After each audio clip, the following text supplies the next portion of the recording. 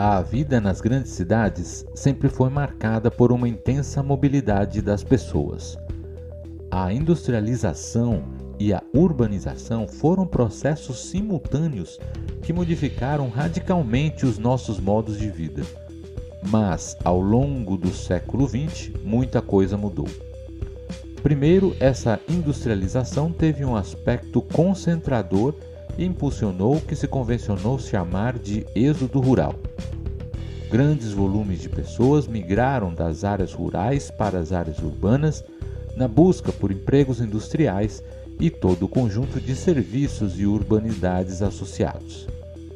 Mas na segunda metade do século XX, os modos de produção sofrem transformações importantes e um processo de desconcentração começa a mostrar os seus sinais.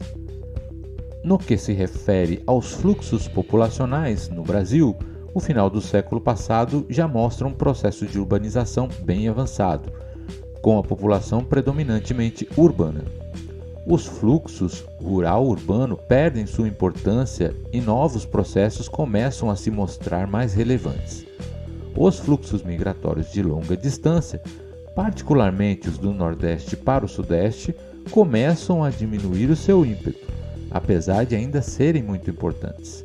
Nesse contexto, ganha espaço a migração urbano-urbano, os fluxos de média e curta distância e os fluxos de mobilidade cotidiana para trabalho entre municípios diferentes.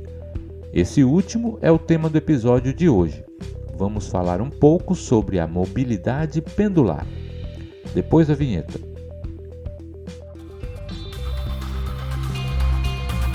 O Rasgaí é o podcast do programa de pós-graduação em Demografia da UFRN.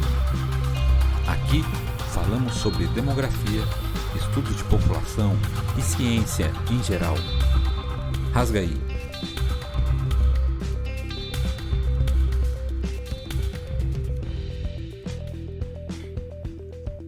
Mas o que é essa mobilidade pendular?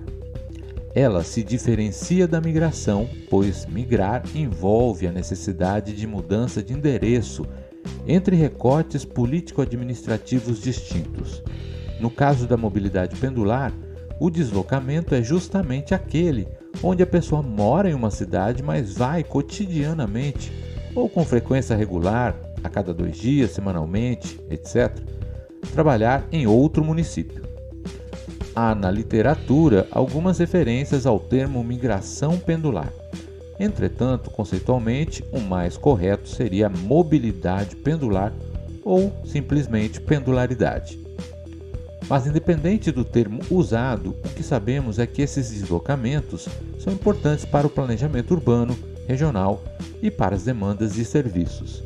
Pense no exemplo de uma região metropolitana e no intenso fluxo de pessoas decorrentes da integração funcional dos espaços dentro da metrópole. Precisa-se dimensionar os transportes públicos entre 2 ou mais municípios.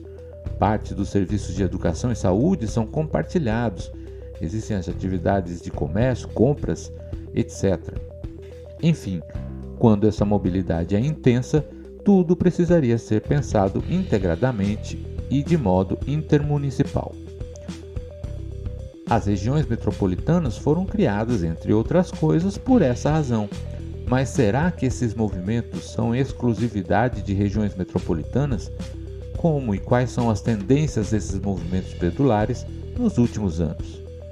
Para falar sobre isso, o episódio 38 do Rasgaí conversou com um economista e mestre em demografia, que atualmente é doutorando do programa de pós-graduação em demografia da UFRN, o João Gomes da Silva.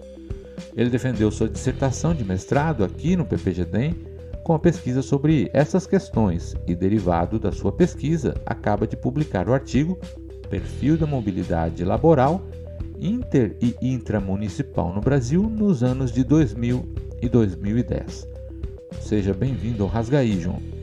Conta pra gente qual foi o objetivo do artigo que é baseado nessa pesquisa da sua dissertação. Esse estudo se propôs analisar o perfil sociodemográfico, ocupacional e econômico dos indivíduos que praticam a mobilidade intermunicipal e intramunicipal motivada por trabalho no Brasil em 2000 e 2010. Isto é interessante porque tratar da dinâmica populacional através do perfil dos indivíduos torna-se essencial para saber quem pratica esse tipo de mobilidade em épocas contemporâneas. É preciso ressaltar e considerar que os municípios brasileiros têm especificidades históricas, geográficas, demográficas e econômicas, além de uma grande extensão territorial que os tornam importantes para saber quem são essas pessoas que saem de casa diariamente para trabalhar em outro município ou no município que residem.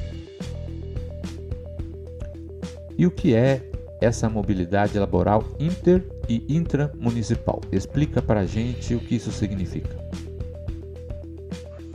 A dinâmica da mobilidade intermunicipal, denominada em vários termos como pendularidade, mobilidade pendular e mobilidade cotidiana, entre outros, no Brasil vem se destacando e se intensifica a partir dos anos 80, percebendo que nesse período já existia um novo comportamento nos fluxos da população, dando mais importância para os movimentos de curta e média distância, em detrimento da diminuição de longas distâncias.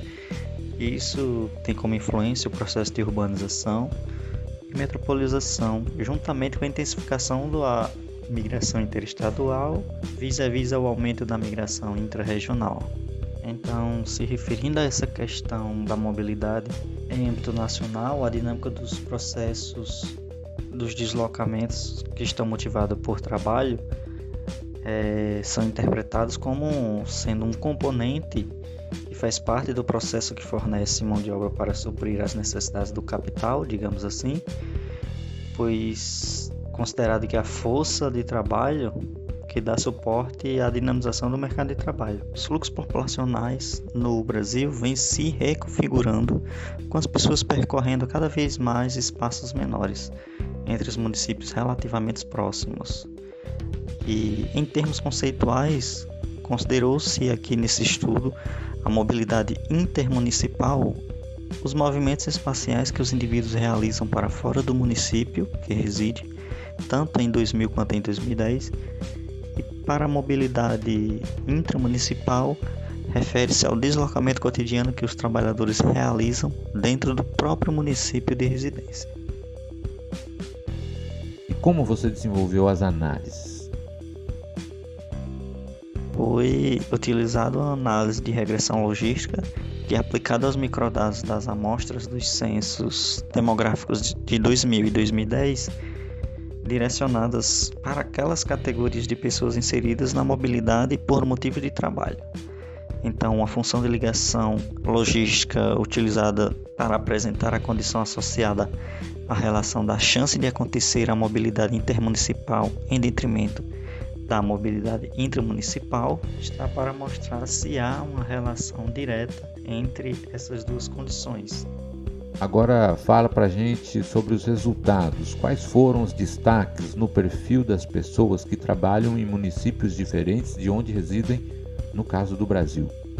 Essa pesquisa possui uma amostra pouco mais de 60 milhões de trabalhadores no ano de 2000, dos quais aproximadamente 91% trabalhavam no mesmo município de residência, enquanto que os que realizam a mobilidade para outro município diferente do que reside representava apenas 9,2% da população de trabalhadores. Vale ressaltar que no último censo de 2010, essa população de trabalhadores passa para mais de 74 milhões de trabalhadores empregados, e quando se observa apenas o fluxo intermunicipal, esse percentual sobe para 13%.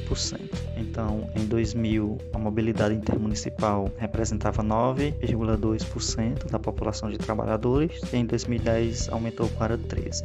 E tais resultados ratificam alguns estudos da literatura, onde a oportunidade de trabalho em diferentes municípios vão atrair a mão de obra, e isso possibilitará e influenciará a população, aqueles mais aptos, a praticar a mobilidade cotidiana intermunicipal para aquele município que existe uma maior dinamização. Então, em geral, os achados deste estudo têm-se que o perfil predominante para as pessoas que realizaram a mobilidade intermunicipal em ambos os censos, a maioria é do sexo masculino, que estão nas faixas de idades entre 25 e 34 anos, com maiores chances de serem da cor preta, solteiro, residir em áreas urbanas e trabalhar no segmento de serviço com carteira assinada. Por outro lado, as diferenças encontradas no perfil entre esses dois censos demográficos de 2000 e 2010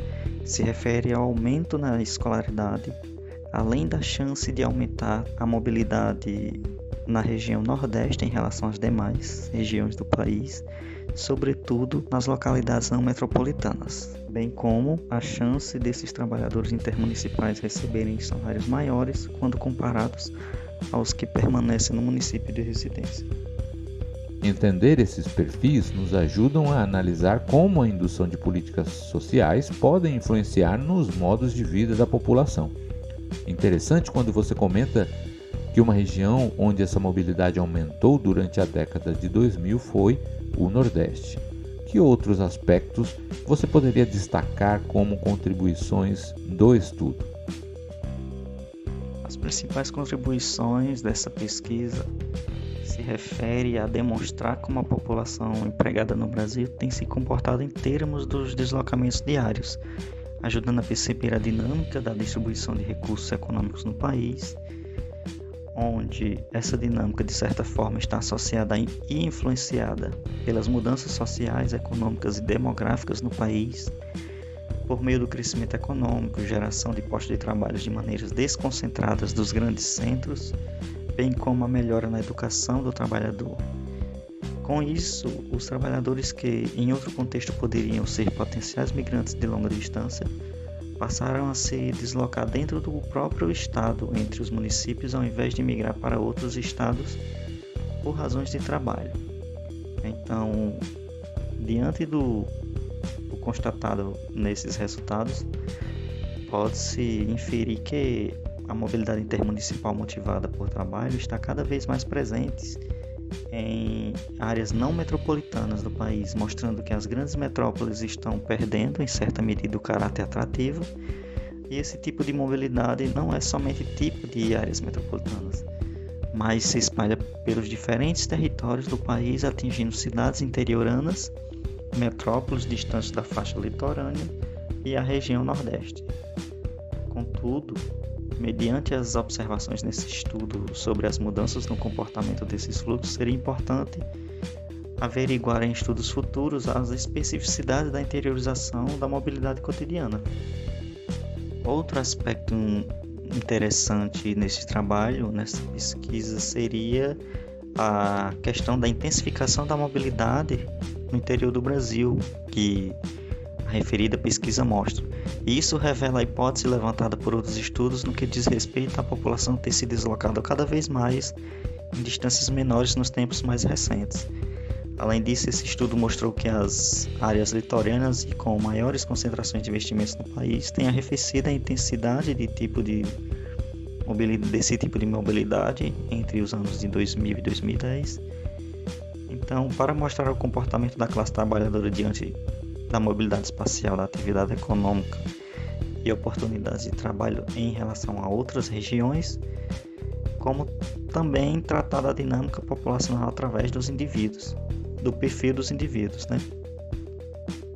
Sendo assim, cada vez mais acaba sendo pertinente as discussões sobre a mobilidade recorrente entre as diferentes localidades, a fim de saber os motivos de quem pratica esse tipo de deslocamento.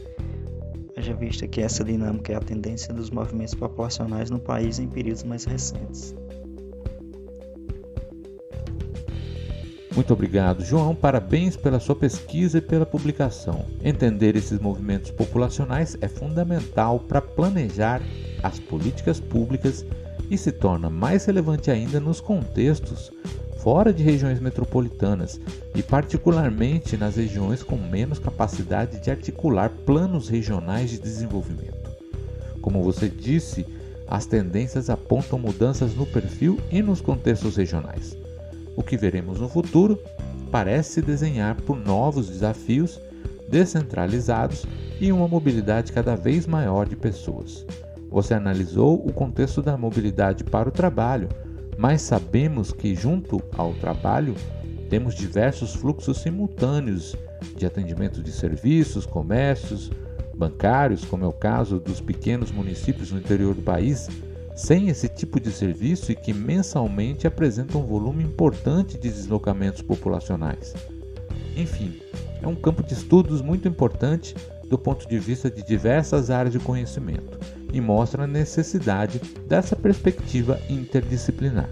Como sempre, quem quiser saber mais sobre o trabalho dos nossos convidados, basta acessar a descrição do nosso podcast ou no nosso blog no demografiaufrn.net para fazer o download das informações completas. O episódio 38 do Rasgaí fica por aqui e já convido vocês para continuar seguindo a gente. Um grande abraço e até a semana que vem.